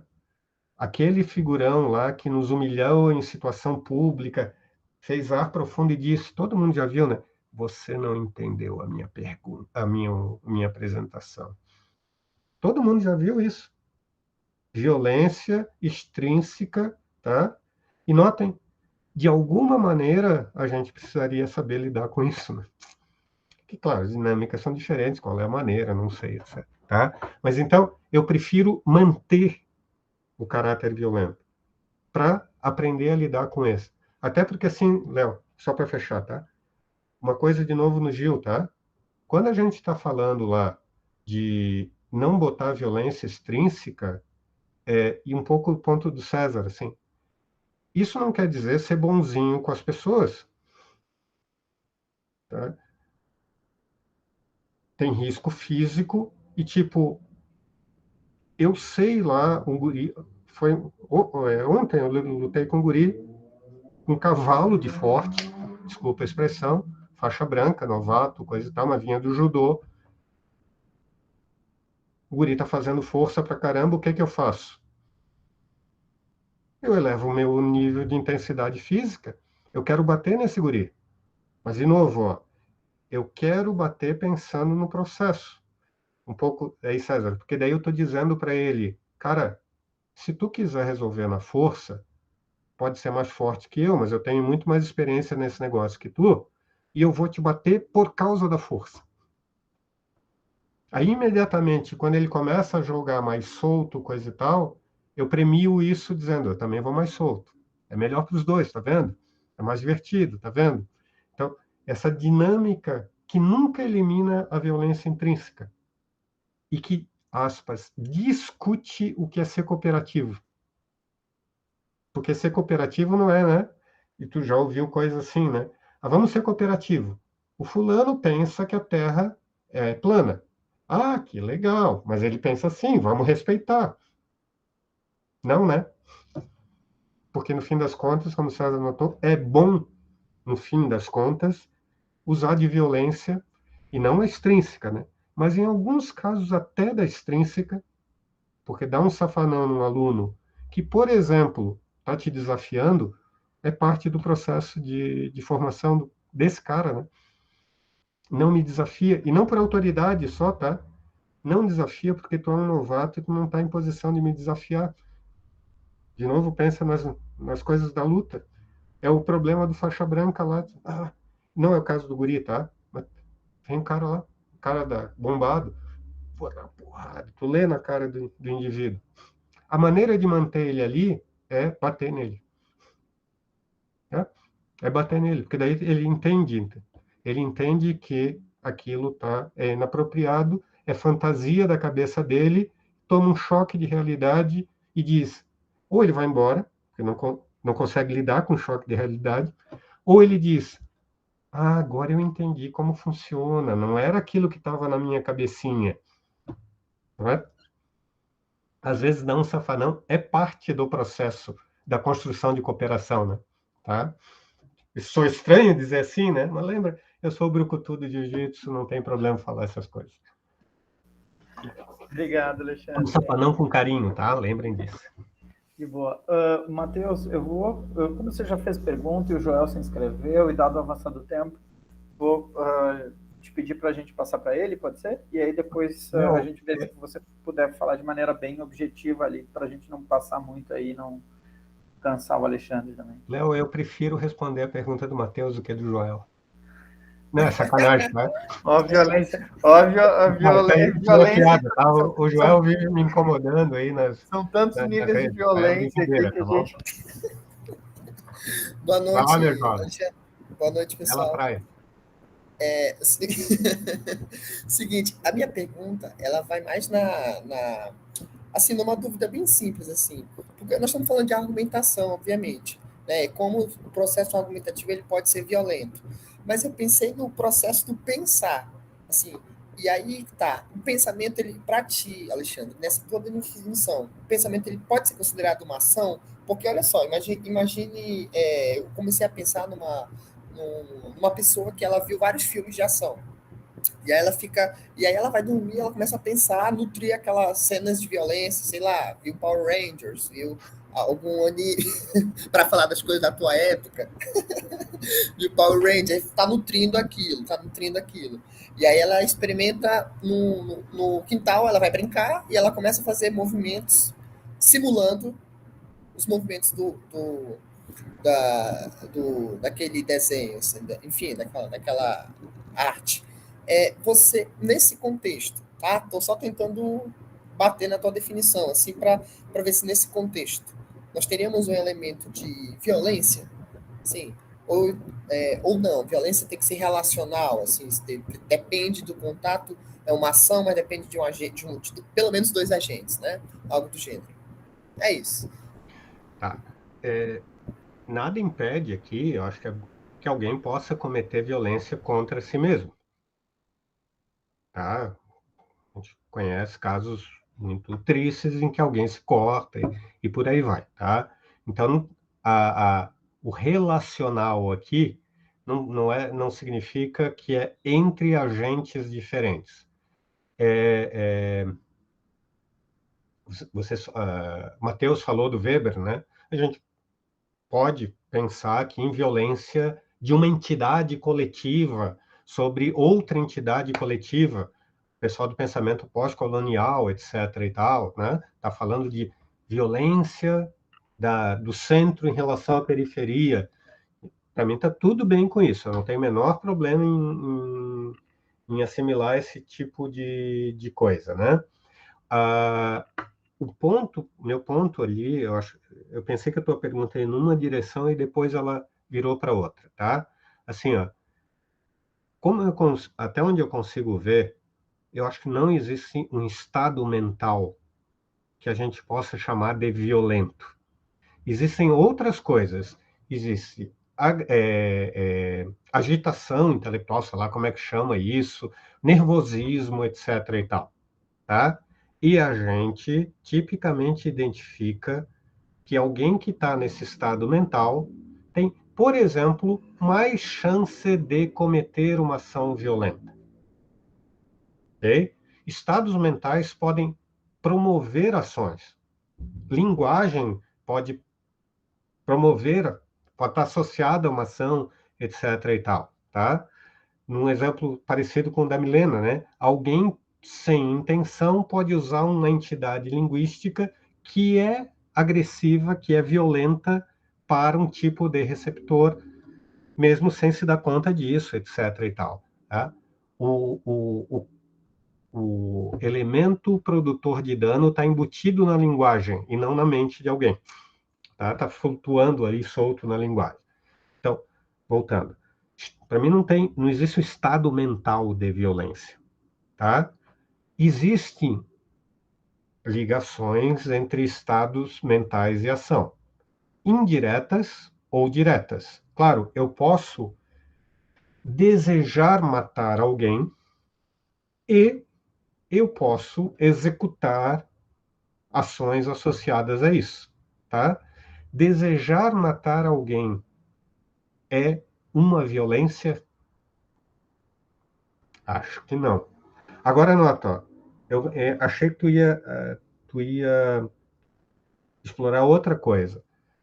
Acho que alguém pode querer descrever, eu nunca pensei nisso, mas não acho absurdo, certos procedimentos intelectuais internos como produtores de danos.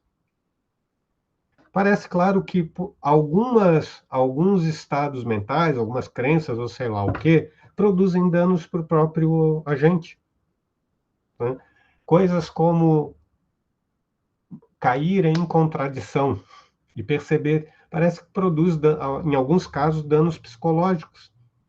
E aí, talvez alguém possa descrever essas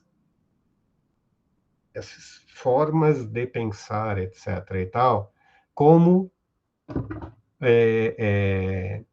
violentas nesse sentido, tá? Mas aí, pensar de um jeito específico, acreditar que, e aí, a meu ver, é análogo à ação, tá? Não é um estado mental difuso, etc. e tal, tá? Ó, desejar matar alguém pode ser problemático em um monte de sentidos, tá? Mas em que sentido é violento para outra pessoa?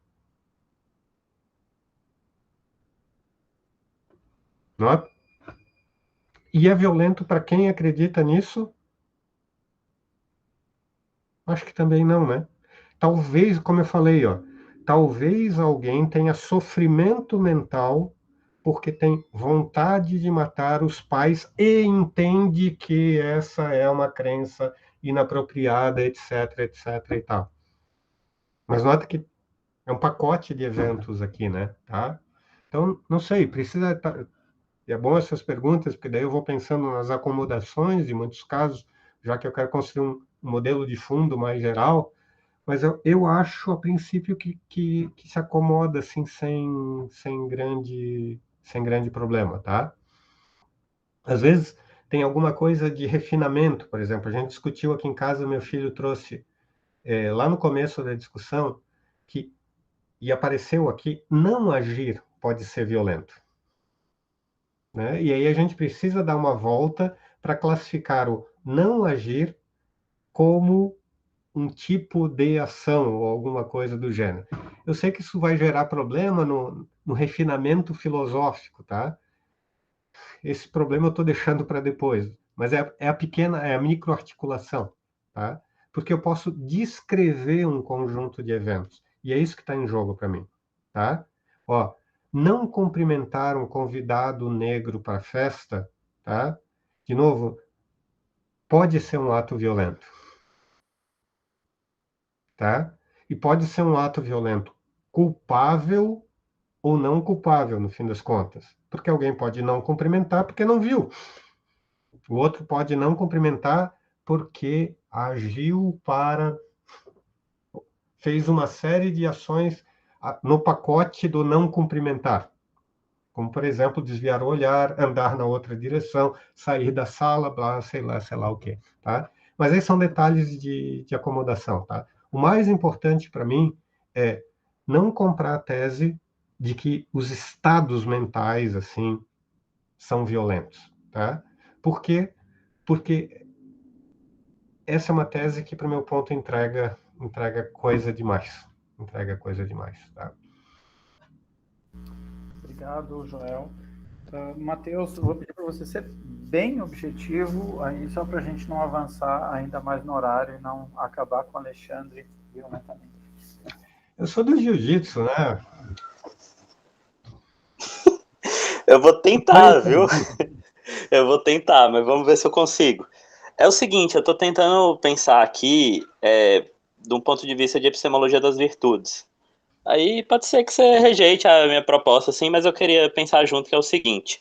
A minha linha de raciocínio vem daquela distinção entre duas entidades gregas, os daimon, que são usados bastante por filósofos, sobretudo o primeiro, que é o agon e neikeia, né? Então, agon enquanto uma disputa solene, olímpica, que a gente chama, pela nossa influência da língua inglesa hoje, de fair play, né? De um jogo justo, assim, o rala soltinho, mas, ou mesmo um rala mais intenso também, mais respeitoso, por que não? E o neikeia, que é a treta, né? O que a gente chamaria resumidamente de treta, né? De ser treteiro. E eu lembrei no caso aqui, no meu caso mais o Tai Chi, né? Por mais que eu sei fazer rala também, mas eu treino mais Tai Chi, do Tui Sou, eu não sei quando você lembra, que também só funciona na fluidez, tal como rala também. Né? Não funciona se a outra pessoa endurece ou fica tensa demais, não vai funcionar, né? Mas isso implica também, eu estou pensando aqui, já fazendo a ponte, isso são, na verdade, analogias e são fontes de inspirações para pensar a violência epistêmica. E aí eu já começo falando o seguinte, eu já estou, a proposta que eu farei a seguir, eu já estou tranquilo se você disser que a Tanecine lá com humildade e arrogância epistêmica já resolve. Eu estou ainda, assim, sem entender mesmo, e essa é a minha pergunta. Mas, caso humildade e arrogância epistêmica não sejam tão exatas para descrever as coisas que você está falando, se a gente quiser pensar em epistemologia das virtudes e dos vícios, você acredita que faria sentido, mais especificamente, falar em uma virtude agônica e um vício da treta e um vício por uma certa disputa né, infrutífera, desrespeitosa, enfim, valeria a pena falar nesse tipo de uma virtude, um vício dentro do ambiente, dentro de uma situação de violência, né? Ou arrogância e humildade ou afins já resolveriam, do seu ponto de vista? Eu acho que são problemas de natureza diferente, tá? No fim das contas, tá? Para o fim específico, não faz diferença qual é o estado mental do indivíduo. De novo, ó, ponto do Léo, tá? Entre pares, se as regras são seguidas, etc. e tal, tá? Se alguém quer estar discutindo comigo para me humilhar, para mostrar que eu estou errado, etc. e tal, ou qualquer outro estado mental, a consequência é a mesma. Ó, cuidado aqui, tá? Tipicamente, o cara que quer me humilhar numa discussão, quer humilhar alguém numa discussão, além das ferramentas, usa ferramentas adicionais. Olhares, pequenos gestos, etc. e tal. Mas imaginem que usa exatamente a mesma ferramenta, tá? Exatamente a mesma ferramenta, nada diferente, tá? Um filme de duas pessoas discutindo, o mesmo filme rodando a segunda vez, e tu dizes, no primeiro caso, eu tive acesso, os estados mentais eram de colaboração, de boa vontade de aprender, etc. E no segundo caso, a pessoa queria humilhar. Se as ações são exatamente as mesmas, ao ponto, teu ponto, Joel, muda alguma coisa para nossa discussão? Acho que não. Acho que não. Tá? Acho que não. O ponto está aqui, eu acho que, e eu já rascunhei alguma coisa sobre isso, exatamente o ponto ali da manipulação da violência, aí sim que parece demandar características semelhantes ou do território da virtude, tá?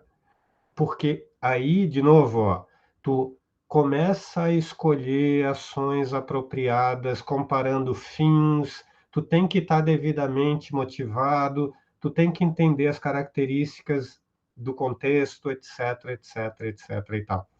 Então, acho que nesse ponto, manipular a violência não diria que é uma virtude, mas envolve certas escolhas que são típicas de gente mais virtuosa, tá? E, de novo, ó, no ambiente do tatame, isso, ao menos nos que envolvem violência física explícita, algumas artes marciais, elas simulam violência, né? Tá? Um kata, por exemplo, etc. Eu não faço nenhum julgamento em relação a esse tipo de escolha, tá? O jiu-jitsu, o judô, o boxe tem violência física efetiva, né? Tem soco, tem estrangulamento, etc. E pode ser aplicado com toda a força, tá? Não tem nenhum problema. Um estrangulamento você pode aplicar inclusive no faixa branca. O ponto isso é marcado na faixa. As pessoas identificam isso. Um faixa branca, tipicamente, tem a primeira luta dele comigo. Porque eu luto melhor do que outros faixa preta, etc. e tal. Não, porque as pessoas não têm esse conceito, etc. e tal, mas eu estou descrevendo, entendem que eu manipulo bem a violência. Você é professor. Não Mas não é só não à isso. toa o apelido lá, né? Isso é meu apelido, tá? Isso é uma das características associadas à faixa. Isso é bacana. E, para fechar, tá? O Jigoro Kano, que é o cara que cria o judô, que tira a luta do ambiente da finalidade típica de uma luta, que é aplicar violência sobre o adversário, num ambiente marcial mesmo, até matar o adversário, se for o caso, tá? Tira desse contexto e leva para a Universidade de Tóquio, e leva para contextos educados, e monta uma proposta de formação humana, né? Judô, Jiu-Jitsu caminho, técnica suave. E suave aqui não significa delicada, significa o mínimo de esforço possível, né? Ganho pela técnica e não por força bruta, coisas assim, mas precisa força. Judô é caminho suave. E o do vem lá da tradição Zen, né? Porque é um local de formação. Acho que tem muito exagero nisso. A transposição para os ambientes práticos aqui tem muito mais coisa em jogo. Tem infiltração de crenças socialmente instaladas, em alguns casos, repercussão a machismo, a racismo, etc. e tal. Racismo, até ao menos o caso, mas machismo é amplificado no ambiente da luta. E notem, amplificado por razões, inclusive físicas, né? O melhor lutador vai ser quase que sempre um homem, tá? Por conta da diferença física. A gente luta nos campeonatos, inclusive considerando a diferença física, 10 quilos é uma enormidade para pares, lembrem lá o papo, tá? E aí tu pega lá, por biotipo, por peso, tem o cara de 110 quilos, que nem é tão bom tecnicamente quanto a menina, mas ela pesa 65 quilos, vai lidar com 45 quilos. Não é Karate Kid, não tem mágica, porque os dois aprendem as mesmas coisas, ela é melhor e a força física dele é suficiente para... E isso, não é só isso que explica, mas notem, repercute a posição de, aspas, superioridade do homem naquele. E como essas posições conferem posição de expert, que extrapola, inclusive, a capacidade de lutar, muito frequentemente, tu tem repercussão, né? Amplificação, muitas vezes, do machismo externo. Então, talvez aí entender, manipular a violência e, inclusive, para além disso, manipular a violência falando sobre gênero, sobre idade, etc. e tal, permite que tu amplifique outros valores em contraposição, né? Tá? Para fechar com a provocação, tá? Me enche o saco, assim, não me enche o saco, todo mundo sabe que eu acabo levando na esportiva e coisa e tal, e já tenho idade de dizer foda-se para um monte de coisa dentro da universidade, né? Inclusive, assim, dizer aquela coisa do tipo, ah, não, como é que você faz, né? Ó, aquela coisa da superioridade moral da universidade, como é que você faz esse esporte violento, coisa e tal? Não, violento é a universidade, onde a gente bate nas pessoas e é aplaudido e diz me aplaudam, né? A gente pede para ser aplaudido depois de bater, a gente humilha alguém, espanca alguém e diz eu sou foda, etc. e tal. A gente perde lutas e diz eu sou foda, bati no outro cara, etc, etc e tal. Isso tudo está sendo gravado, que droga.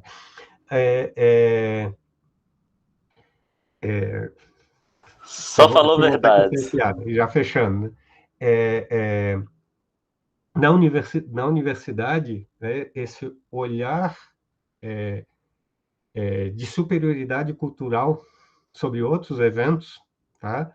Associado ao discurso Mahatma Gandhi que violência é ruim, associado ao discurso não informado psicologicamente de que o exercício de ação violenta, como estrangular alguém, gera brucutus que querem matar todo mundo, etc. e tal, fecham as portas para lugares que acabam sendo colonizados por outros tipos de discurso e que têm um potencial enorme de ser lugar de contraposição a esses discursos.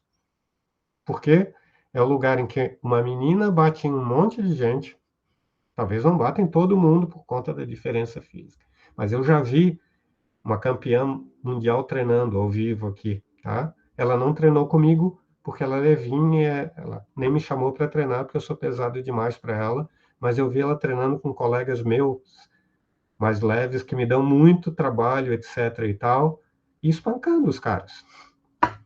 Nota o potencial de coisas que isso diz. Mas como a gente não está lá repercutindo isso, como a gente não está lá colocando isso no pacote do que a gente precisa aprender para manipular a violência, etc., outro discurso coloniza isso, né? E a gente na universidade só diz aqueles trogloditas, etc., etc. e tal. E joga todo o pacote que no Japão, assim, incorporado à escola, etc. e tal, no lixo. Mas, bom, isso é propaganda do meu território aí. Joel, espero você na academia, Joel. Pode me aguardar lá. Muito obrigado, Alexandre, pela fala bastante provocativa, mas também bastante instrutiva. Tá, vou encerrar aqui a gravação.